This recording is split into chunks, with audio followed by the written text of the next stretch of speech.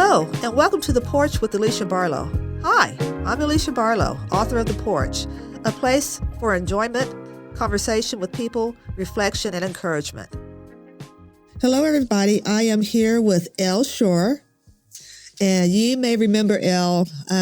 You were here a few, yes, I don't know how long ago it's been. Maybe 9-10 months. Yeah, somewhere like that. At that time, you were the director over Habitat Humanities. Yeah, for the development. Yes. Yes. Yeah. I got a text from you a few weeks ago. Said, "Hey, I'm doing something different."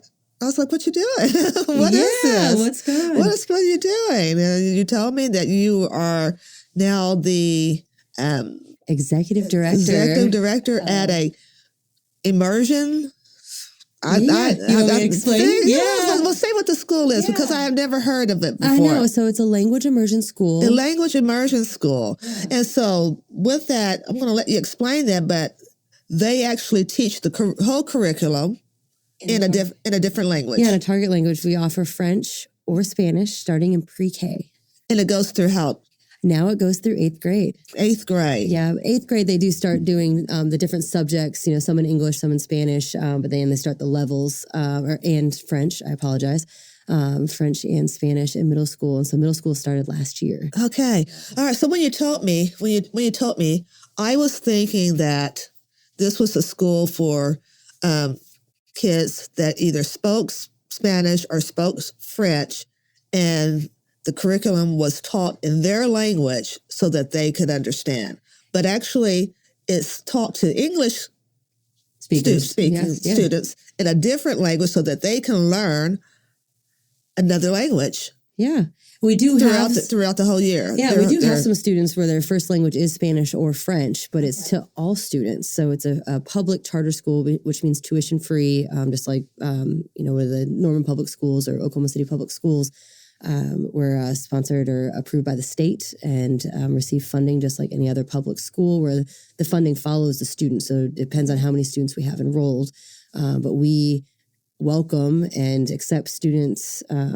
Anyone who comes through our doors from any district can apply and get in if we have room. Okay. Now, if we don't have room, they go on a wait list. And then when a spot opens up, it's a lottery. So it's to all, it's fair to all students. And so we accept any student from any district. And so it's just another choice for parents. If they want to try a smaller school, we're still fairly small, 500 students pre-K through 8.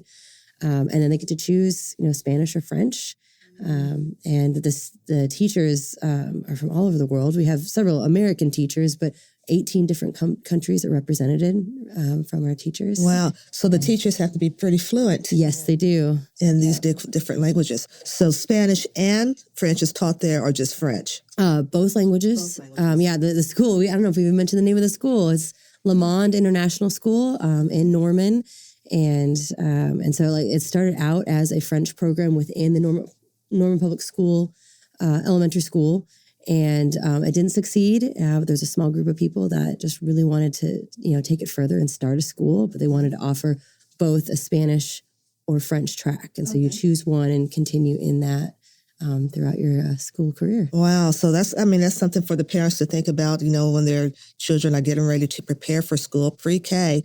Are we going to learn French or are we going to learn Spanish? Especially, here in Oklahoma, we have a very large Hispanic population. And I know that I'm trying to learn some Spanish. I do therapy and I have a lot of patients that are Spanish speaking. So I'm always trying to pick up phrases. To be able to communicate in that way. Yes, exactly. So this is wonderful. I know that when I was in high school, I took French.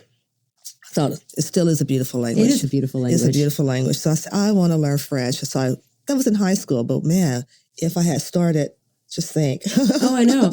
Yeah. And there's we have French in Canada and then obviously over in Europe. And so there's business opportunities. And then I spoke with a family several years ago and asked them, what language they were choosing and why. And they're a very musical family. Mm-hmm. And so they chose French.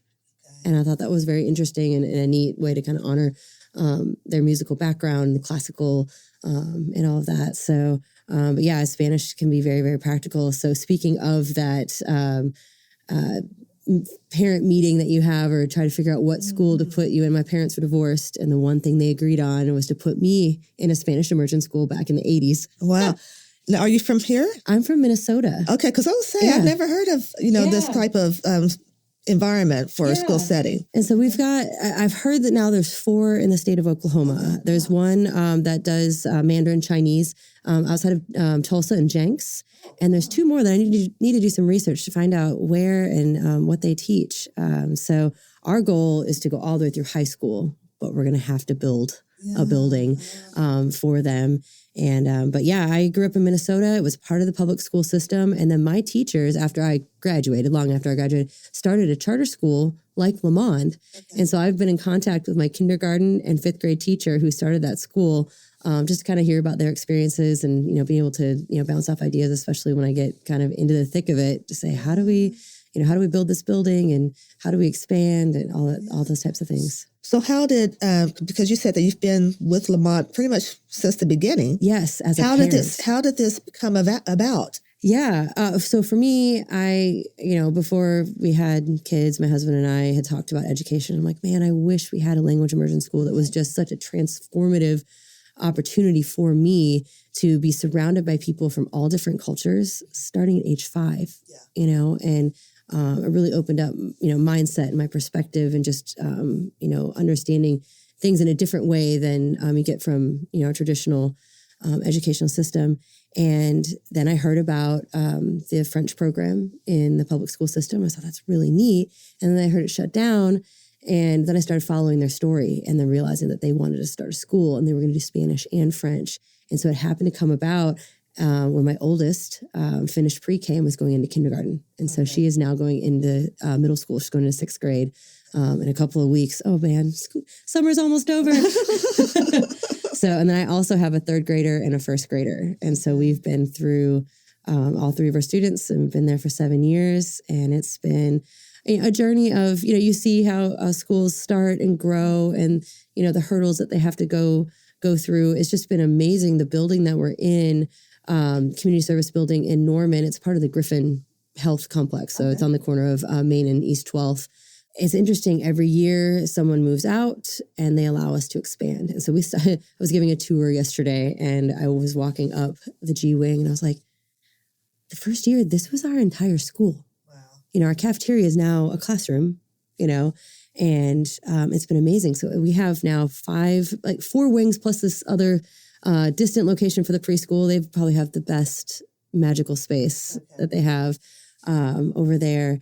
And so we've really spread out through the building. They've really worked with us to make sure that we have enough room for our students, but there's not much more space to spread. So now we're looking for land, we're looking to build, and all the daunting task of raising that money and finding supporters and doing all that. But I'm excited about it. This is really interesting. I am really excited to hear about this because, it's important that our children now become bilingual, right. To communicate with.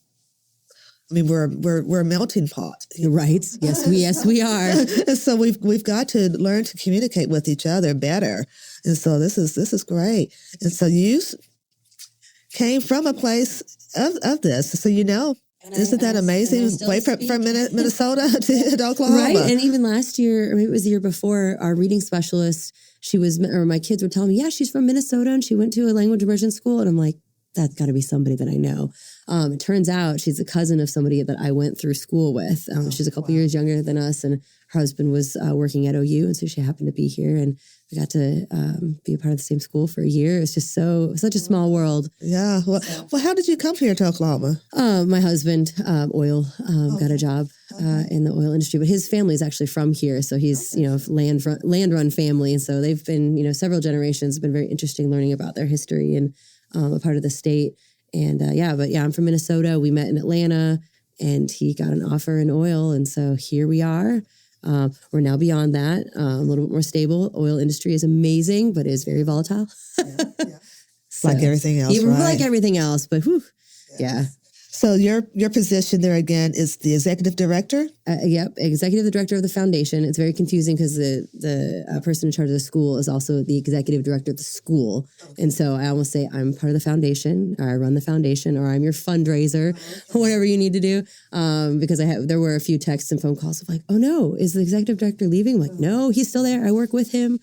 And he's been a great partner, providing a lot of the information, data, things like that to get everything started. And so you're out there trying to let people know more about the school. Yeah. And I think that's what's so hard. I don't remember who said this to me, but the kind of the phrase of working in your business or on your business. And the school is working so much in their business, trying to make sure that everything is running smoothly, that nobody's been working really on the business in a way to raise awareness, to spread the word, to let people know that we're here.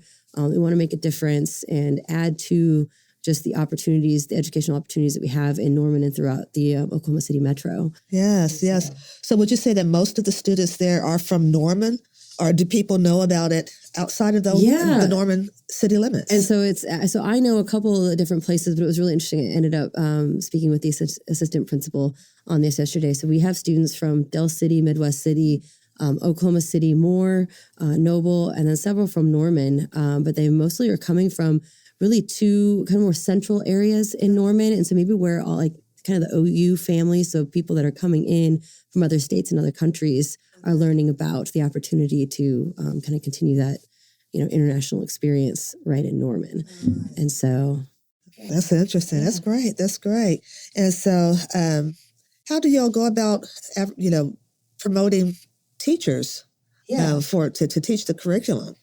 So where do we recruit teachers? So that is a good question and something I haven't asked yet, but I do know, it's word of mouth. We'll put out, job postings, things like that. But being so close to OU, that is really helpful to be able to partner with them, partner with the College of Education and things like that. So we have, so we do have some international teachers, but most of them, are here because of their spouses, their families, and just happen to be in the area or from Oklahoma City. And so, it's mostly word of mouth. Just for my own understanding, I know there's a lot of things going on with the Oklahoma public school system. Are you all, as a charter school, having to follow some of these rules that are now coming about? Yeah, so we have to follow things. We do have to follow what the state says. We're not having to follow the public school in the city. And so, I am not entirely, those are also good things that I need to learn about. And so we do have some flexibility more on the hiring of our teachers and more, but I'm assuming with the state rules, just because we're, approved by the state and receive state funding, that we'll be having to follow some of the same rules. Okay. I was just wondering about that. Yeah. There's just so much going on. I know. With that. Yeah. So interesting. How soon do you think that they may plan to expand beyond 8th grade? Yeah, so as soon as we can build the building. But we are looking at a property right now. We've got a company that we're working with, but the property that we're looking at does not have any infrastructure on it. So we have to extend the road. We've got to put all the utilities on that. And so we're really just looking at the amount of money that it's going to cost to even just set up the land. But we do have our build phase into 3 different phases. So we'd be able to, our first phase is to build the 1 building and gym, and that should fit the entire school. It may not allow us to expand, but then we could grow at least elementary and middle school. And then we have plans to do a second building and gym where then we may actually move the younger grades into the larger building and then start the high school in the smaller building. And so we've got plans. I think the ultimate high achieving goal would be in 3 years, or, selfishly that my daughter would be able to go and just start, but maybe longer than that. But we'll see. I mean, if the funding comes through and the support comes through, we're working with the city as well. And so building that awareness, building that, support for school choice and bilingual education and the importance of it and the opportunity. The sky's the limit on that. Yeah. So after 8th grade, is there like a funnel school that some of the students go to? When I say yeah. So, but I guess since they come from different areas of the state, or the city, Oklahoma City, you said Dale City, they probably go to high schools that are more in their Yeah, area. so they may go back to their district. Some go into private. So that we only had, last year was our first year offering middle school. And so it would be good to know. And there was just 40 students. So we're now at 80. And then overall, we're at 500 students. So in 7 years, we've grown to 500 students. And it's been amazing. But there's not a specific one. But even for me, I remember going back into kind of like the district school in Minnesota. They just put me in Spanish 4 and allowed me to stay there all 4 years. So I just cycled through the different seniors as we went through. And so that might be similar. I mean, I can't imagine going back to, back into the district school or to private school that they would create anything separate. But who knows? I mean, that could happen. But at least most high schools have, a Spanish at each level. And so you can test into, 3 or 4, depending on where you're at. And they would allow you to stay, and depending on the size of the school. So my school was fairly large in Minneapolis, and so I had a different teacher every year. Okay. So they just rotated me teachers, and so it was fantastic. All right. Yeah. So if a parent is listening and they're wanting to get more information about this type of setting, or Le Monde, is it called? Yeah, Le Monde. Le Monde? Yeah, French for the world. All right, French for the world. Je ne sais pas. Right. That's me. Merci. I'm learning. I need to expand my French. So how would they find out more about it? Yeah. So Le Monde Norman, so LEMONDE Norman.org is our website. Obviously, I'm sure you'll post a link to it as well. So definitely get on Facebook or Instagram with The Porch. The Porch. And then, reach out to me, find my name. I've got to get that on the website now that I realize that. I'm in charge of the web page for the foundation, so I'll get my name and information on there. But yeah, just, and then find out where we are, come by. We're open 8 to 3, Monday through Friday. Come for a tour. I was telling you earlier, it's a little bit of a mess right now. We're getting ready to get the carpet and the floors clean, so everything's kind of pushed to the side. But some of the teachers decided to go ahead, and if they had like the wood floors, they went ahead and just washed the floor. And so we do have some beautiful classrooms set up so you can see the before and after. But yeah. So are you all pretty full to capacity at this time? We do have a wait list. I believe I've heard of all the grades that elementary school is definitely a wait list right now. Middle school, I believe, still has some spots.